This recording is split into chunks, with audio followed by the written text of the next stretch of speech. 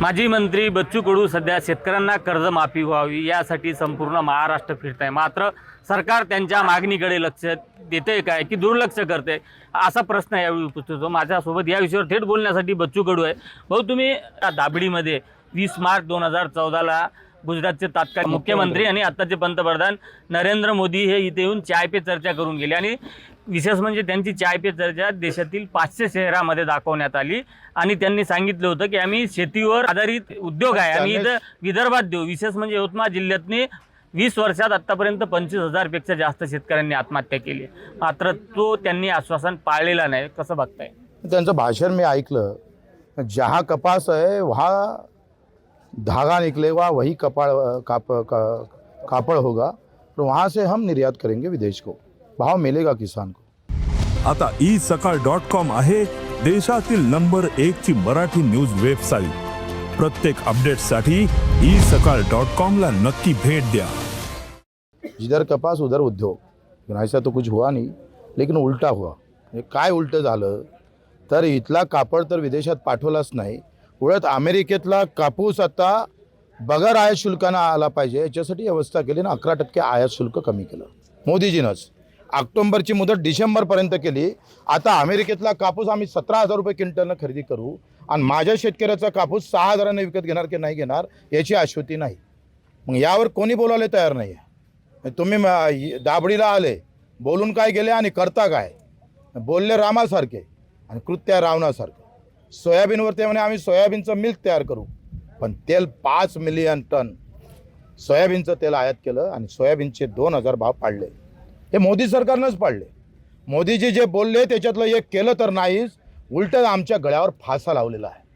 आज सोयाबीनचे भाव 3400 आहे। अर्धे अधिक सोयाबीन यवतमाळची कुठेही निघणार नाही, म्हणजे याचं उत्पादनच होणार नाही अशी अवस्था आहे। ना पंचनामे, ना कुठल्या प्रकारची मदत, ना दुष्काळ जाहीर केला जात आहे।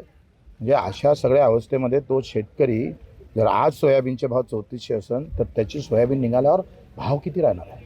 तुम्ही 6,000 देणार होते देवेंद्रजी, 20% हमी भावाच्या 20% नफा देणार होते, बोनस देणार होते।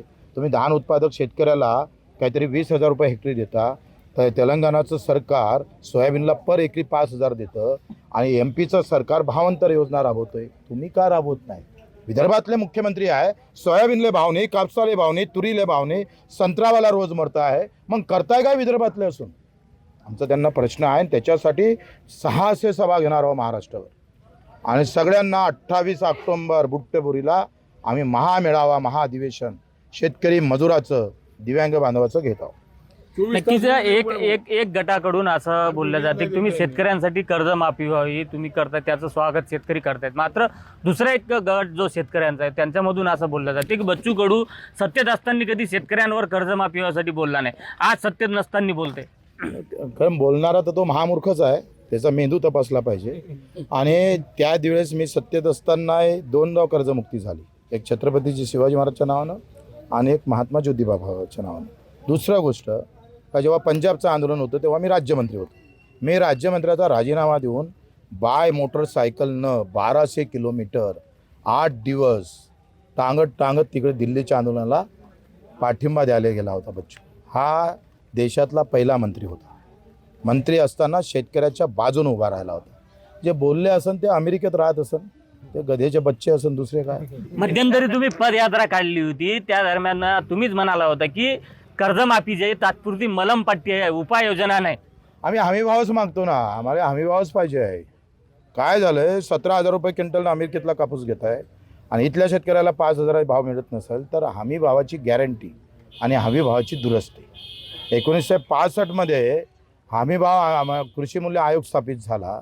नंतर आम्ही पाहतो 1985मध्ये त्याचं पुन्हा नामांतर झालं आणि 1990मध्ये आम्ही जागतिकीकरण स्वीकारलं आणि विदेशातला कापूस आम्ही आणणं सुरू केला। तिथं शेतकरी मेला, शेतीमाल विदेशातला आला, विदेशी शेतकऱ्यांना आम्ही पाहतोय तिथं महत्त्व दिलं गेलं आणि देशातला शेतकरी मरण पावला। 56 इंच असणारे शेतकरी आमचे मोदीजी ट्रम्पला घाबरले आणि 11% आयात कर कमी केला। हमीभावाची मागणी आहे पेरणी ते कापणीपर्यंत। एकतर हमीभाव द्या, वाढून द्या म्हणजे 15% नफ्यानं काही होत नाही। भजे विकणारा तो सुद्धा 100% नफा कमावत आहे आणि तुम्ही याच दाबडीला 50% नफा धरून आम्ही भाव काढू असं म्हटलं। ते 15%चे भाव आम्हाला भेटत नाही। 7,000 रुपये भावाची शिफारस केली, 7,500च्या भावाची शिफारस केली राज्य सरकारनं सोयाबीनची, आणि केंद्रानं जाहीर केले 5,328, म्हणजे 2,000 कमी दिलेले आहे. म्हणजे जे भाव मागणी केले राज्य सरकारनं ते भाव मोदीच्या सरकारनं दिले नाही. एक तर ते द्या, नाही तर पेरणी ते कापणीपर्यंत सगळे कामं MRC द्या. म्हणजे मजुरीचे कामं MRC समजून जर केले तर माझा शेतकरी माझ्या शेतात काम केलं तर मजुरीचे पैसेही भेटन आणि मजुरीचा प्रश्नही मिटन. किती काही दुष्काळ नुकसान काही झालं तरी त्याचं नुकसान फक्त 40% जाईल. म्हणजे थोडा भावही कमी झाला, नुकसानही जास्त झालं तरी तो तरण. बच्चू कडू सातत्याने आंदोलन करते शेतकऱ्यांच्या कर्जमाफीसाठी किंवा शेतकऱ्यांचे प्रश्न असतील, मात्र सरकार तुमच्या प्रश्नाकडे किंवा आंदोलनाकडे दुर्लक्ष करते, असं वाटते का तुम्हाला? माझं काय म्हणणं आहे का OBCची समिती झाली, मराठीची समिती करून निर्णय झाला, मान्य आहे, ते केलं, काय असेल तुम्ही चांगलं केलं. पण माझं असं मत आहे का शेतकऱ्याची तुम्ही समिती नेमली, अध्यक्ष नेमला, सभाच नाही. पण ते तुम्हाला असं दाखवायचं आहे का शेतकरी म्हणजे काय, त्याला OBC मराठीत घुमून टाकू, एक तर हे भगवा देऊ नाही तर हिरवा दाखवू, याच्यात त्याचा गेम लागते असं शेतकऱ्याला ते समजते. त्या शेतकऱ्याला हेच हुशारी करायला आलो आहे का बाबू तू कोणाला मत मार, कोणत्या जातीचा राह, पण 200 दिवस शेतात राबतं ना तर 15 दिवस रस्त्यावर आहे. सरकार झुकन ना, त्याच्या बापाला झुकावं लागेल. नक्कीच आपण पाहतो की सरकार झुकणार आणि वाकवणार असं देखील बच्चू कडू सांगताय. संजय राठोड, साम टी न्यूज, यवतमाळ.